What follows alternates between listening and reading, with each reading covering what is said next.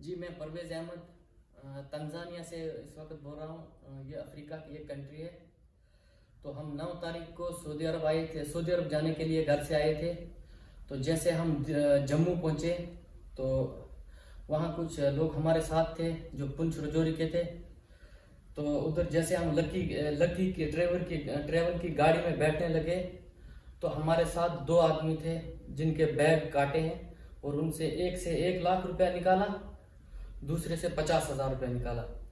جو لاکھ روپیہ نکالا وہ تھے سرنکوٹ, کون سے سانگلا نہیں سانگلا کے جو تھے ان کا 50,000 نکالا اور سرنکوٹ جو پنچ کے 1 لاکھ روپیہ ان کا نکالا.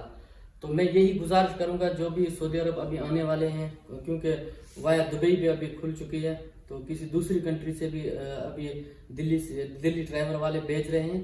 تو میں یہی گزارش کروں گا جو بھی پنچ رجوری کے سعودی عرب آ رہے ہیں اپنا پیسہ جو ہے وہ سنبھالیں, بڑا مہربانی اپنا پیسہ کسی ایسی جگہ رکھیں جو کہ لکی ٹریول جیسے گاڑی پہ چڑھتے ہیں نا تو وہ 5-6 کا گروپ ہوتا ہے.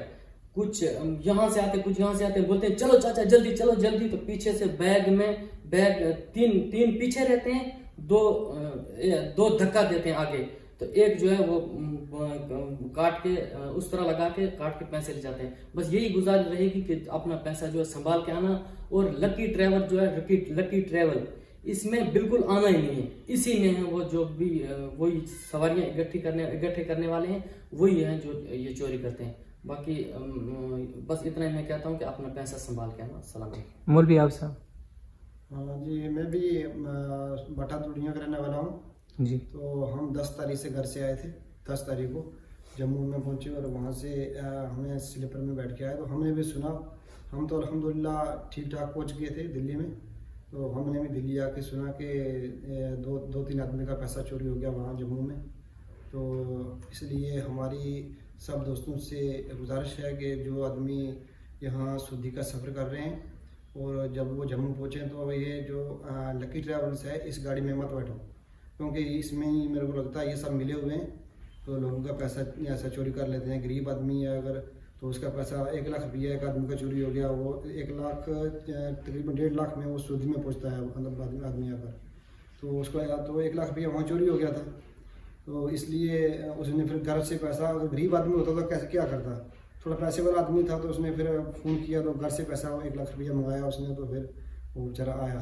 تو اس لیے جو بھی آدمی آ رہے ہیں تھوڑا دیکھ کے آئیں, جب گاڑی میں بیٹھیں تھوڑا دیکھ کے چلیں اور پیسہ اپنا سیف رکھیں, اس لیے کہ چوری بہت زیادہ ہو رہی ہے تو غریب آدمی بیچارہ مارا جاتا ہے. تو اس کے زیادہ ہم کچھ نہیں بولیں. لکی والوں کی گاڑی میں بیٹھنا ہی نہیں, لکی والی کی گاڑی جو ہے نا اس میں بیٹھے مت. اور بہت سارے ایجنٹ وہاں بیٹھے ہیں, دفتر کھلے ہوئے ہیں اور بہت سی سلیپر آتی ہیں, کسی اور گاڑی میں آ سکتا ہے آدمی.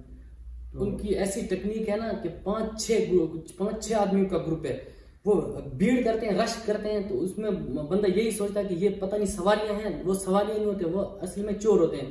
تو جب گاڑی پہ بیٹھنے کے لیے جاتا ہے نا گاڑی میں, تو اس وقت وہ رش کرتے ہیں, رش میں انسان کو پتہ ہی نہیں رہتا تو وہ اپنا کام کرتے ہیں. گروپ ہوتا ہے نا, گروپ ہے.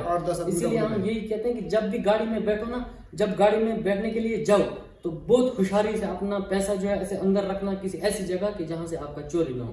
تو اس لیے ہمارا یہ ویڈیو بنانے کا مقصد یہ ہے کہ کوئی غریب آدمی بیچارے کا بچ جائے, کوئی چوری کسی کا پیسہ نہ ہو. تو ہمارے یہ جو ویڈیو ہے اس کو آگے دوستوں کے ساتھ شیئر بھی کریں اور ویڈیو کو لائک بھی کریں اور ہمارے اس چینل کو سبسکرائب بھی کریں. تھینک یو, شکریہ, خدا حافظ.